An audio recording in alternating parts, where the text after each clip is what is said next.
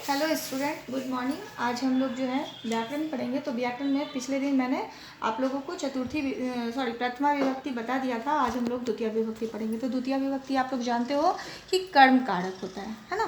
कर्ता ने कर्म को, और कर्म का जो शीन होता है, वो चिन्ह जो होता है वो को होता है ना। तो पहले हम लोग एक वचन पढ़ेंगे, फिर एक वचन में पढ़ेंगे, और फिर द्विवचन में पढ़ेंगे, ठीक है, और ये फिर बहुवचन में पढ़ेंगे, ठीक है। तो सारा द्वितीय विभक्ति ही है। तो पहले देखते हैं हम लोग एक वचन को क्या करते हैं। तो एक वचन का जो चिन्ह होता है क्या होता है, एक वचन हो, बहुवचन हो, या मतलब एक वचन, द्विवचन, बहुवचन, जो भी हो, उसका चिन्ह क्या हो जाएगा, को ही होता है। एक बालक को, दो बालक को, और अनेकों बालक को।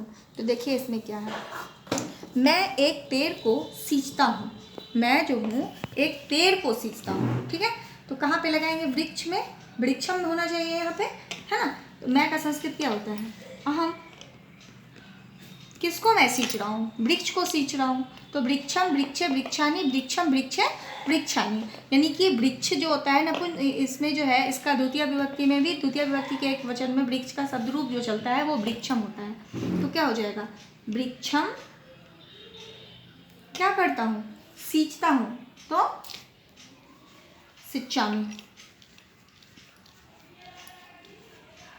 मैं वृक्ष को सींचता हूँ, यानी कि अहम के साथ आमी का प्रयोग हुआ है, ठीक है। यहाँ पे इसलिए यहाँ पे हम लोग आमी लगाएंगे। कर्ता जिस मतलब विभक्ति में रहेगा या जिस लकार में रहता है, उसका क्रिया भी उसी ही लकार में होता है। यानी कि अहम आपको उत्तम पुरुष एक वचन में है, तो सिंचामी भी उत्तम पुरुष एक वचन में हुआ है, ठीक है। अहम के साथ आमी का प्रयोग हुआ है।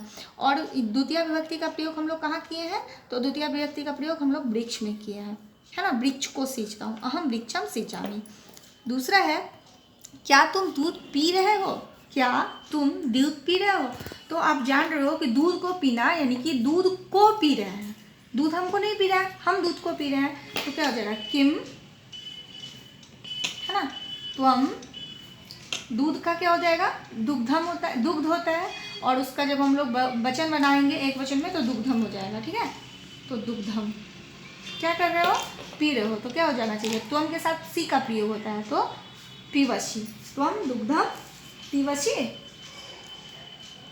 और यहाँ पे आपको क्वेश्चन मार्क हो जाएगा। सॉरी, यहाँ पे हर्षी का भी हो गया, मैंने दीर्घी का दे दिया, ठीक है। तो किम त्वम दुग्धम पीवशी। उसके बाद है द्वितीय विभक्ति।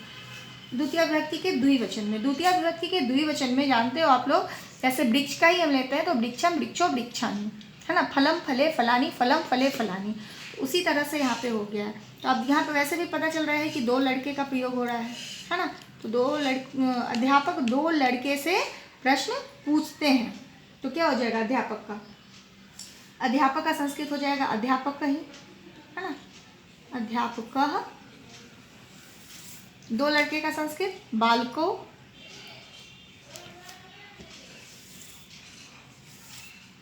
क्या कर रहे हैं, तो प्रश्न पूछ रहे हैं। तो क्या हो जाना चाहिए यहाँ पे, प्रश्न पृच्छामि, है ना, पृच्छति, पृच्छामि नहीं, क्योंकि अहम नहीं लगा हुआ है। एक वचन में हम लोग लगाए हैं, तो अध्यापक जो है क्या कर रहे हैं, एक बच्चे से प्रश्न पूछ रहे हैं। दो लड़का है यहाँ पे, इसलिए उससे पृच्छति है हो रहा है। अब बोलोगे मैम, आप बोल रही हैं कि जब द्विवचन का प्रयोग हुआ है, तो यहाँ पे ती का प्रयोग क्यों हुआ है, तह का प्रयोग होना चाहिए। तो आप देख रहे होगे कि यहाँ पे कर्ता जो है हमारा, वो अध्यापक एक ही है, तो क्रिया भी हमारा एक वचन में ही होगा। अच्छा, हम लोग कहाँ पे लगाए हैं, द्विवचन का प्रयोग कहाँ पे किए हैं द्वितीय विभक्ति का, तो प्रश्न में किए हैं, ठीक है। इसके बाद बहुवचन में आता है। बहुवचन में ऐसे ही हम लोग को पता चल रहा है क्या होता है, मैं, हम दोनों, हम सब। तो हम सब का प्रयोग है, हम सब फल खाते हैं, हम सब क्या करते हैं, फल खाते हैं। तो हम सब का क्या हो जाएगा, अहम, मैं, अहम, आवाम, और वयम होता है ना, वयम। तो अहम, हम सब का संस्कृत क्या हो जाता है, वयम।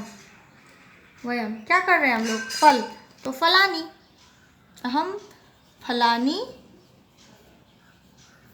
अहम फलानी क्या कर रहे हैं हम लोग, तो खा रहे हैं। तो आप इसके साथ क्या लगता है, ती, तह, अंति, सी, थ, आमी, आवह, आमा होता है। तो यहाँ पे हम लोग आमा का प्रयोग करेंगे, वयम फलानी खा दाम, ठीक है। इसी तरह से ये वाक्य बनता है सारा। इसमें कोई दिक्कत हो तो आप लोग हमसे पूछिएगा। और वैसे मैंने आप लोगों को समझा दिया है, 6 में भी आप पढ़े होंगे, तो ये ध्यान में होगा कि हमारा जो कर्ता और क्रिया होता है दोनों का जो समन्वय होता है वो समान ही होता है। मतलब कहने का मतलब है जैसे जिस लकार में कर्ता होता है, सॉरी क्रिया होती है, उसी तरह से हम लोगों को उसको देख करके हमको बनाना पड़ता है। यानी कहने का मतलब है कि वचन को देख करके हम लोग, लकार हमारा कभी नहीं बदल, ये सॉरी कर्ता हमारा कभी नहीं बदलता है, लेकिन हमारा क्रिया जो होता है वो बार बार बदलते रहता है।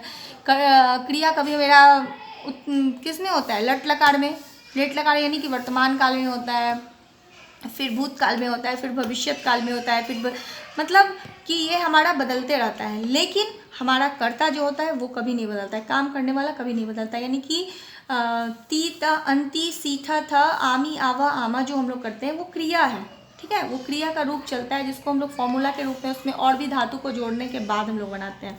लेकिन जब हम लोग बनाते हैं क्या बनाते हैं, जैसे कि सह तौ ते त्वम युवाम यूयम अहम आवाम वयम, ये सब क्या होता है, तो कर्ता होता है। तो कर्ता हमारा कभी भी चेंज नहीं होता। इस बात को आप लोग ध्यान रखेंगे और आगे जो भी परेशानी होगी तो हमसे आप व्हाट्सएप से पूछ लीजिएगा। धन्यवाद।